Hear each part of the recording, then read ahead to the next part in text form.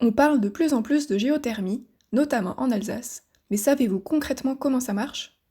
Le principe est assez simple, utiliser la chaleur de la Terre pour chauffer nos logements. Il faut savoir qu'il y a deux types de géothermie, celle dite de surface et celle dite profonde. La géothermie de surface est directement destinée aux particuliers et aux parcs de bâtiments, et les ressources se situent principalement à moins de 200 mètres de profondeur. On va se concentrer aujourd'hui sur la géothermie profonde. Elle consiste à utiliser la chaleur de l'eau présente à des kilomètres sous nos pieds.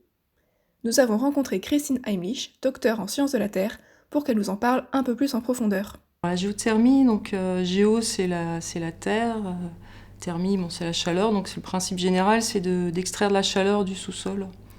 Dans l'absolu scientifique, c'est pas renouvelable puisque ça se désintègre, mais à l'échelle humaine, c'est renouvelable parce que la Terre se réchauffe par les désintégrations continues de la radioactivité. La base de la géothermie, c'est donc l'échange thermique. La chaleur de l'eau est récupérée pour chauffer à son tour de l'eau ou de l'air. Mais l'inverse est également possible. En été, on peut ainsi récupérer la fraîcheur de l'eau et donc produire du froid. C'est la seule énergie renouvelable qui peut le faire. Concrètement, on réalise deux forages au niveau de la nappe. Un pour récupérer l'eau et un pour la réinjecter plus loin, pour que l'eau prélevée ne soit pas refroidie par celle qui est réinjectée. L'écartement doit donc être assez important entre les deux. Les forages sont aussi bien évidemment réalisés en fonction de la nappe, donc de sa taille, son débit, etc. Si vous avez du mal à visualiser le principe de l'échangeur thermique, pas de panique, on va faire une petite expérience pour vous expliquer tout ça.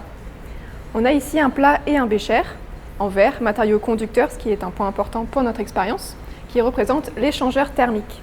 Dans le plat, il y a de l'eau froide, qui correspond à l'eau de surface qu'on veut chauffer, et dans le bécher, il y a de l'eau chaude qui provient de la nappe phréatique. On dépose le bécher dans le plat et observez bien, la température dans le plat augmente petit à petit par transfert thermique. Ensuite, soit l'eau chaude est directement utilisée, soit elle est chauffée jusqu'à être transformée en vapeur pour alimenter une turbine et ainsi produire de l'électricité. Quant à l'eau de la nappe, elle est réinjectée.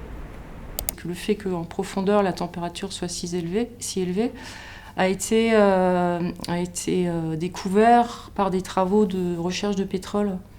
Et donc il y avait une base de données très importante de forages qui ont été faits pour la recherche de pétrole. Et c'est pour ça qu'il y a le site de Soule-sous-Forêt dans le nord de l'Alsace qui a été sélectionné pour créer un centre de recherche sur la géothermie profonde. En France, la géothermie profonde à haute température est pour le moment minoritaire. Seuls deux sites sont exploités, celui près de chez nous en Alsace de Soultz-sous-Forêt et la centrale de Bouillante en Guadeloupe qui exploite la chaleur volcanique. À eux deux, cela représentait 0,1 TWh de produits en 2019, l'équivalent de la consommation annuelle de plus de 200 000 logements. En revanche, c'est dérisoire par rapport aux plus de 500 TWh produits la même année en France, toutes sources d'énergie confondues, dont environ 400 TWh pour le nucléaire. Si vous voulez en savoir plus sur les enjeux liés à la géothermie, allez voir la vidéo dédiée.